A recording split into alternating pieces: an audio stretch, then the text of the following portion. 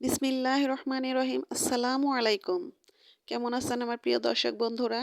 আশা করি যে যেখানে যে অবস্থানে থাকুন না কেন অনেক অনেক ভালো আছেন, সুস্থ আছেন। আমিও আল্লাহর অশেষ রহমতে আপনাদের সকলের দোয়ায় আমি আমার পরিবার নিয়ে আলহামদুলিল্লাহ ভালো আছি। কাছে কিংবা দূরে, দেশ ও দেশের বাহির থেকে যে যেখান থেকে এই মুহূর্তে আমার এই ভিডিওটা দেখতেছেন, আমার এই ভিডিওটার সাথে যুক্ত আছেন তাদের সবার প্রতি রইল আমার মন থেকে অনেক অনেক দোয়া এবং আন্তরিক ভালোবাসা। তো বন্ধুরা, অনেক ছোট্ট একটা ভিডিও নিয়ে আমি আজকে আপনাদের সম্পূর্ণ ভিডিও দেখার জন্য অনুরোধ করছি। আশা করি আমার এই অনুরোধটুকু আপনারা রাখবেন। আর হ্যাঁ বন্ধুরা, যারা এই মুহূর্তে আমার এই ভিডিওটা দেখতেছেন, যদি লাইক দিতে ভুলে গিয়ে থাকেন তাহলে প্লিজ একটা লাইক দিয়ে দিবেন। তো বন্ধুরা, আজকে অন্য কোনো কাজকর্ম নয়, সরাসরি চলে এসেছি আমি আমার চুলাতে ইফতারি বানাবো। তো ঘরের চুলোতে রান্না বান্না শেষ করে আসরের নামাজ পড়ে তারপরে চলে এসেছি বাহিরের চুলায়। তো এই চুলাতে কিন্তু রান্না করতে আমার বেশ ভালো লাগে। ভাবছিলাম যে ঘরের চুলাতেই রান্না করব, তা মন মানছিল না। তো নামাজটা পড়ে আসরের নামাজ আদায় করে তারপরে চলে এসেছি। এই তো কিছু ইফতারি বানাবো, সেটাই আমি আজকে আপনাদের সাথে শেয়ার করব। তো বন্ধুরা, আমি কিন্তু প্রতিদিন ইফতারি বানাই না। আজকে দিয়ে হয়তো 3 দিন মনে হয় যে ইফতারি বানাইলাম। তো 3 দিনের মধ্যে 2 দিনে আপনাদের সাথে শেয়ার করলাম, আর একদিন করতে পারিনি।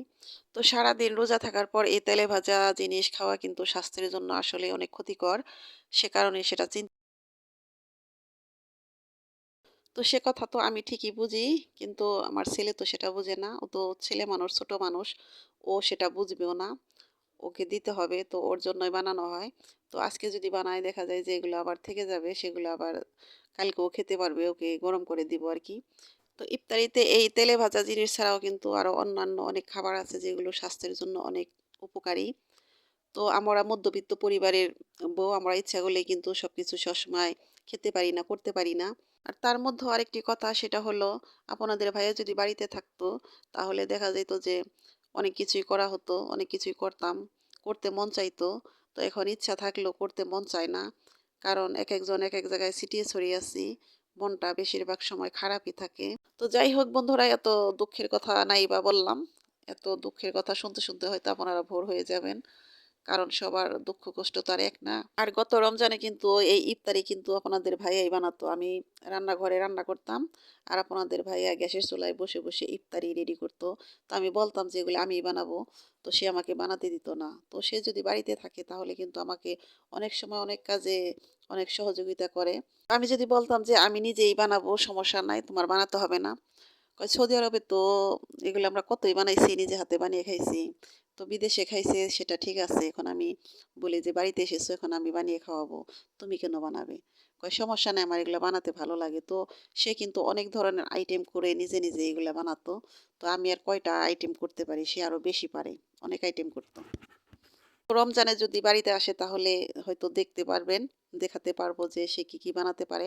আসলে সে ঠিক সেরকম ভাবেই বানাবে। তো সে যদিও বাড়িতে নেই তারপরেও কিন্তু সে আমাকে ফোন দিয়ে বলে যে এটা বানাও সেটা বানাও, এরকম আমাকে বানানোর তাড়া দেয়। তো আমি বলি যে আমাদের ইচ্ছা মতো আমরা বানিয়ে খাবো।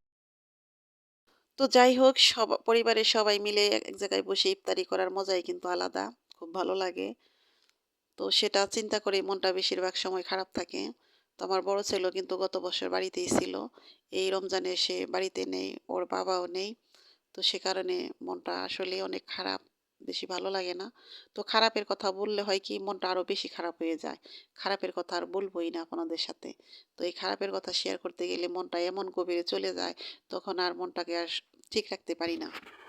তো আমার বড়াগুলি ভাজাও শেষ, এখন আমি এই তো বুটটা ভুনা করব। তো বুট ভুনার মধ্যে এই তো কাঁচামরিচ, পেঁয়াজ, আদা, রসুন, জিরা বাটা দিয়ে দিলাম। তো এর মধ্যে এখন দিয়ে দিব হলুদের গুঁড়ো, সামান্য কিছু শুকনা মরিচের গুঁড়া, আর হলো ধনিয়া গুঁড়া। তো শুকনা মরিচের গুঁড়াটা আপনারা না চাইলে নাও দিতে পারেন, কারণ শুকনা মরিচের গুঁড়াটা না দিলেই মনে হয় যে ভালো, তারপরও আমি একটু দিয়ে দিলাম। তো এগুলো দিয়ে এখন একটু ভালো করে কষিয়ে নিব। দিয়ে দিলাম একটু লবণ পরিমাণ মতো। তো রমজানে একটা জিনিস হয় কি, এমনি রান্না করতে গেলে কিন্তু লবণ না দেখে আমরা তরকারি কোনোটাই চুলাই থেকে নামাই না, কিন্তু এই রমজানে পরিমাণ মতো যা দেওয়া হয়, মাশাল্লাহ, আল্লাহর রহমত, সবগুলার লবণই এত পারফেক্ট হয়, লবণ বলেন ঝাল বলেন সব কিছু একদম ঠিকঠাক হয়। এই জিনিসগুলো আমার মনে হয় যে আল্লাহর রহমত ছাড়া সম্ভব না। এমনিতে দেখা যায় যে রোজা ছাড়া যে আমরা এমনি তরকারি রান্না করি, আমরা কিন্তু লবণ না দেখে কোনো তরকারি চুলাই থেকে নামাই না। আর রমজানে কিন্তু কোনো তরকারি কিন্তু লবণ চাখা হয় না। তারপরেও কিন্তু মাশাআল্লাহ সবকিছু একদম পারফেক্ট হয়। তো আল্লাহর রহমত ছাড়া কি এটা সম্ভব? কিছুতেই না। তো যাই হোক বন্ধুরা, এই তো আমার বুটটা কষানো শেষ হয়ে গেল। এখন আমি এর মধ্যে দিয়ে দিব টমেটো, কেটে রেখেছিলাম সেই টমেটোটা দিয়ে দিলাম। তো এই বুট বোনায় কিন্তু টমেটোটা দিলে বেশ মজা লাগে আমার কাছে। তো এখন এর মধ্যে দিয়ে দিব কিছু ধনিয়া পাতা, আর আমি যে গরম মসলার গুঁড়াটা করে রেখেছিলাম সেই গুঁড়াটা দিয়ে দিব। তো গরম মশলার গুঁড়াটা শুধু আমি এই বুট বোনাই না, এটা আমি যে বেসনের গুলাটা করি সেটার মধ্যে একটু দেই, তারপরে বড়ার মধ্যেও দেই। এই গরম মসলার গুঁড়াটা দিলে কিন্তু মজা লাগে আমার কাছে। সে কারণে আমি এটা প্রত্যেক রমজানে এইভাবে করে রাখি। পুরা রমজানে আমি এটা ব্যবহার করব। তো অনেকেই আছে দেখি এলাচ দারচিনি এগুলা আনামতাও দেয়। তো আমি আনাম দেই না, আমি এগুলা সবসময় গুঁড়া করেই দেই। তো গুঁড়া করে দিলে মনে হয় যে আমার কাছে বেশি ভালো লাগে। তো কিছু ধনিয়া পাতা দিয়ে দিলাম। তো এদিকে কিন্তু এই তো আমার বুট ভুনা রেডি। এদিকে কিন্তু আজানও দেওয়ার সময় হয়ে এসেছে। মনে হয় যে আর ২-৩ মিনিট সময় আছে, এর মধ্যে আজানটা দিয়ে দিবে। তো জানি না কোন প্রাণপ্রিয় বন্ধুরা এখন আমার এই ভিডিওটার সাথে আছেন, আমার এই ভিডিওটা দেখতেছেন। তো বন্ধুরা যদি ভিডিওটা দেখতে, দেখতে লাইক দিতে ভুলে যান, আবার মনে করিয়ে দিলাম প্লিজ একটা লাইক দিয়ে দিবেন। আর বন্ধুরা আমার কথা ও কাজে হয়তো অনেক ভুল আছে, সে ভুলগুলো প্লিজ ক্ষমা সুন্দর দৃষ্টিতে দেখবেন। আমারও আমার পরিবারের জন্য আমি সবসময় আপনাদের কাছ থেকে দোয়া চেয়ে নেই। তো অবশ্যই আমার পরিবারের জন্য, আমার জন্য আপনারা দোয়া করবেন। তো কার দোয়া কখন আল্লাহ পাক কবুল করে নেন আমরা কেউ তা জানি না। তো সেজন্য আমরা সবাই সবার জন্য অবশ্যই দোয়া করব। তো আমরা সবাই যেন ভালো থাকি, সুখে থাকি, শান্তিতে থাকি, সবাই যেন মানসিক শান্তি নিয়ে বেঁচে থাকতে পারি। তো এই দোয়া আমরা সবাই সবার জন্য করব ইনশাআল্লাহ। তো বন্ধুরা, আমার আজকের ভিডিওটা কেমন লাগলো অবশ্যই আমাকে কমেন্ট করে জানাবেন। তো আজকের মতো এখানেই বিদায় নিলাম। আল্লাহ হাফেজ। আসসালামু আলাইকুম।